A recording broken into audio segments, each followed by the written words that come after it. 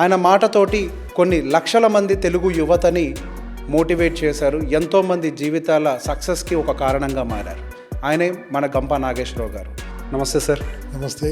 వ్యాపారాలు మొదలుపెట్టిన తర్వాత సంవత్సరం 2 సంవత్సరాల్లోనే మూసేస్తున్నారు. దీనికి గల కారణం ఏంటి? 99% ఆఫ్ ద బిజినెస్ ఎందుకు ఫెయిల్ అవుతుంది? వ్యాపారాన్ని ఉద్యోగంలాగా చేస్తున్నారు.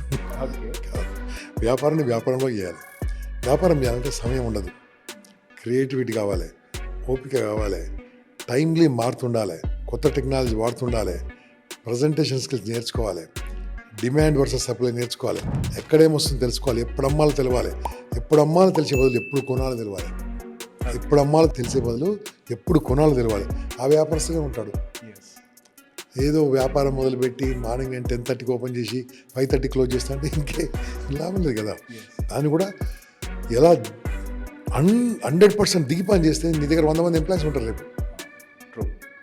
ఎప్పుడు వ్యాపారం విషయంలో ఒక మాట ఉంటుంది సార్, వ్యాపారం అనేది జేబులు నింపేది కాదు, అదొక బాధ్యత.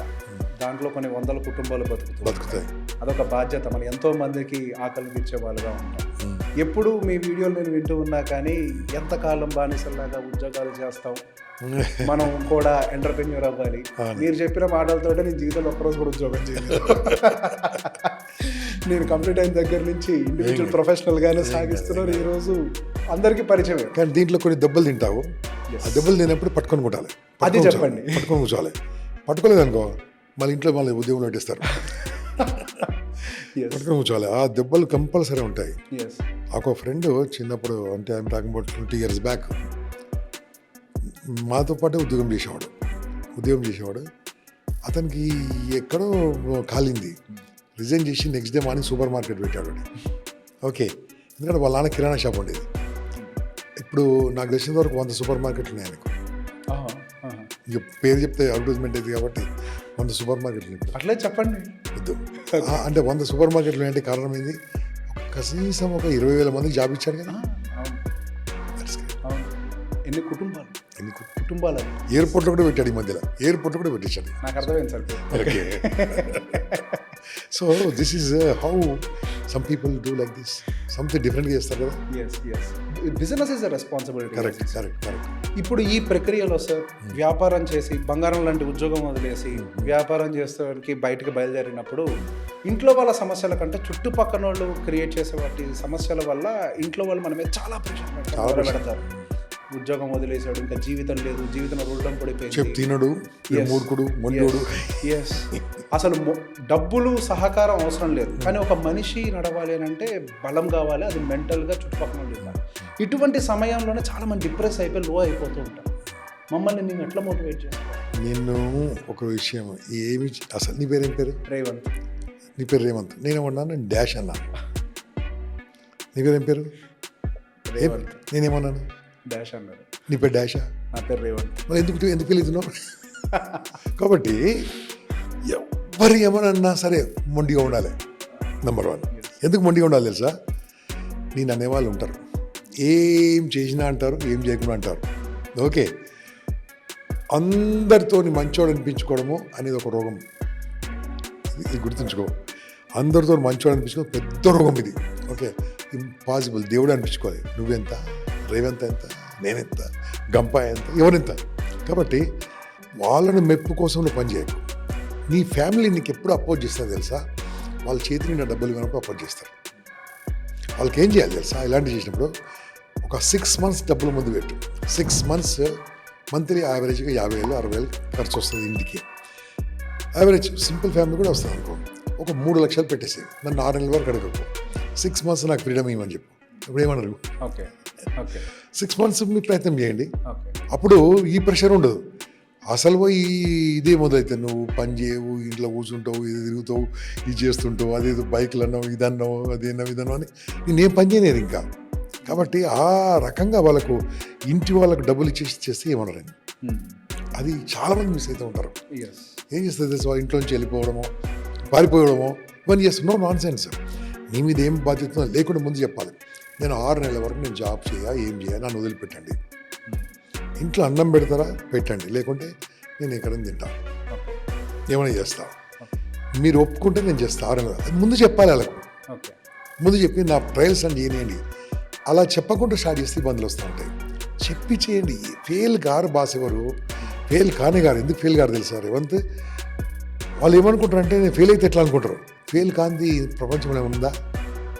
మనము ఇలా ఇలా ఇలా ఇలా ఇలా మెడికల్లో ఉంటుంది, ఇక్కడది మెడికల్లో ఈసీజీ ఇలా ఉంటే మీకు గాన్ అయిపోయింది. ఇలా ఉంటే బతుకున్నట్టు, ఇలా ఉంటే పోయినట్టు. అది చెప్పాలి. కంపల్సరీ బిజినెస్లో అప్ అండ్ డౌన్స్ ఉంటాయి. వాళ్ళే కదా బిజినెస్ పీపుల్ అనేది. వ్యాపారం అన్నప్పుడు లాభ నష్టాలు ఉంటాయి. దాని పేరే వ్యాపారం. ఓకే, కాబట్టి నో ప్రాబ్లం, మీరు వెళ్తూ ఉండండి. కాకుంటే ఎక్స్పీరియన్స్ కోసం జాబ్ చేయండి. ఎక్స్పీరియన్స్ కోసం ఒక వ్యాపారం మొదలుపెట్టిన తర్వాత దాన్ని మనం ట్రైన్ చేసుకుంటూ ఒక స్థాయికి తీసుకెళ్ళడానికి కొంత సమయం పడుతుంది. అదేమి 1 yearలో అచీవ్ కాలేము, సమ్టైమ్స్ 2 years పట్టచ్చు, 3 years. సో ఇటువంటి టైంలో చాలా రకాల ఇబ్బందులు చాలామంది పడి ఉండుంటారు. అది మీరు చూసినది అయి ఉండొచ్చు, లేకపోతే మీరు విన్నది అయి ఉండొచ్చు. ఏదైనా ఒక ఇన్స్పైరింగ్ స్టోరీ, ఏ విధంగా ఈ 2-3 సంవత్సరాలు ఎటువంటి సమస్యలు వచ్చినా కానీ ఎదుర్కొని ఒక సక్సెస్ఫుల్ బిజినెస్ పర్సన్గా ఎదిగి సక్సెస్ఫుల్ అయిన వాళ్ళ ఒక చిన్న అది ఓపెన్గా ఈయన పేరు చెప్పొచ్చు. ఎందుకోసం అంటే ఆయన చెప్పని చెప్పింది కాబట్టి, నీలోఫర్ బాబురావు గారు. ఓకే, ఆయన పేరు చెప్పొచ్చు ఓపెన్గా. ఓకే, ఎంత చిన్న టీ కోట్ అండి. I stay near by that place అనమాట. ఓకే, చిన్న టీ కోట్ నుంచి ఈరోజు ఎక్కడికి వెళ్ళాడు, ఇంతకంటే పెద్ద స్టోరీ అక్కర్లే. 1000 రూపీస్ టీ అమ్ముతున్నాడు, కొంటున్నారు, తాగుతున్నారు. ఓకే, ఆ అంబియన్స్ ఇస్తున్నాడు, ఆ రకంగా మాట్లాడుతున్నాడు. ఆయన అంతెత్తుకు ఎదిగిన బాబురావు గారు అంతే హుందాగా ఉన్నాడు. మీరు ఇప్పుడు వెళ్ళినా చెప్పిడా ఏమైనా బాగున్నావా అంటాను, మీ వయసులో ఉంటే. నేను అన్న అంటాడు, నేను అనుకుంటే వయసులో చిన్నవాడు కావచ్చు, పెద్దవాడు కావచ్చు అన్నాడు. అంత హుందాగా ఉంటాడు. వాళ్ళ అబ్బాయి చాలా అక్కడ యూకేలో చదువుకున్నా, వచ్చాడు, MBA. జాబ్ చేయొచ్చు కదా, లేదు, ఇదే వ్యాపారాన్ని, చాయ్ అమ్మే వ్యాపారాన్ని కార్పొరేట్ వ్యాపారం చేశాడు. ఇంకేం కావాలి చెప్పు? ఇంతకంటే పెద్ద ఎగ్జాంపుల్ ఏం అవసరం లేదు. ఎవరన్నా సరే బిజినెస్ చేయదలుచుకునే వాళ్ళు నీలోఫర్లో ఉన్న ఒక 3 హోటల్ తిరిగి రండి. ఫస్ట్ నీలోఫర్ హాస్పిటల్ దగ్గర నీలోఫర్కి వెళ్ళాలి. ఓకే, రెండోది దాని పక్కన నీలోఫర్కి వెళ్ళాలి. తర్వాత మన బంజారా హిల్స్ దాని జూబిలీస్ ఉంది కదా, అక్కడికి వెళ్ళాలి. That's it. అది will get it. No stories ఆయన గురించి వీడియోలు కూడా ఉన్నాయి చూస్తే. అంటే ఆయన కష్టపడ్డాడు, తెలివితో పనిచేశాడు, చక్కగా టైమ్లీ మారాడు. మళ్ళీ ఆయనతో పాటు హోటల్ చాలామంది పెట్టారు. ఎక్కడున్నారు వాళ్ళు ఎక్కడున్నారంటే అక్కడే ఉన్నారు. ఎందుకంటే వాళ్ళకి ఏం తెలుసు అంటే వాళ్ళకి అదే తెలుసు. ఏంటి సార్ తేడా? మరి వాళ్ళు ఎందుకు ఫెయిల్ అయ్యారు, ఎందుకు సక్సెస్ అయ్యారు? క్రియేటివిటీ నెంబర్ 1, సృజనశీలత, కొత్తగా పనిచేయాలనే తత్వం. ఇంకోటి ఏం తెలుసా, కస్టమర్కి ఏం కావాలో ఎప్పటికప్పుడు ఆలోచించాను నేను. కస్టమర్కి ఏం కావాలి, మనం అక్కడ ఉంటే టీ తాగుతాము. కావాలంటే ఒక 5 కప్పులు కాఫీ కావాలి, 10 కప్పులు టీ కావాలంటే ప్యాక్ చేసి ఇస్తున్నాను. అది ఒక 2 hours వరకు చల్ల కూడా కాదు అక్కడ. ఓకే, బన్ను మనం మామూలు తింటాం, దాని మస్కా బన్ అని మలై బన్ అని పెట్టేసి మార్నింగ్ 4 o'clock లైన్ కట్టి తింటాట. ఓకే, కేస్ స్టడీ కాబట్టి చెప్తున్నాను నేను.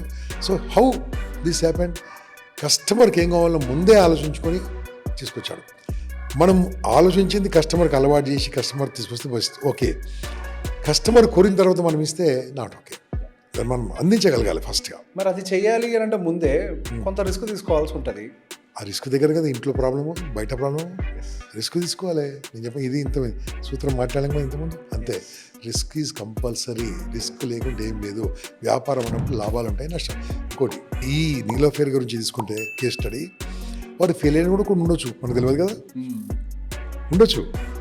So we don't know that, but this is one success now is icon. Okay, మీరు మీలాంటి వాళ్ళని ఎంతో మందిని ట్రైన్ చేసి ఈ సమాజానికి కూడా అందించాలని కోరుకుంటాను సార్. Thank you. చేస్తాను, అదే పని మీద ఉన్నాను నేను. ఇంకా థ్యాంక్ యూ. అదే పని మీద ఉన్నాను. చివరి శ్వాస వరకు నేను మోటివేట్ చేస్తూనే ఉంటాను, నిలబడతాను. Thank you sir. అది బెస్ట్. Thank you.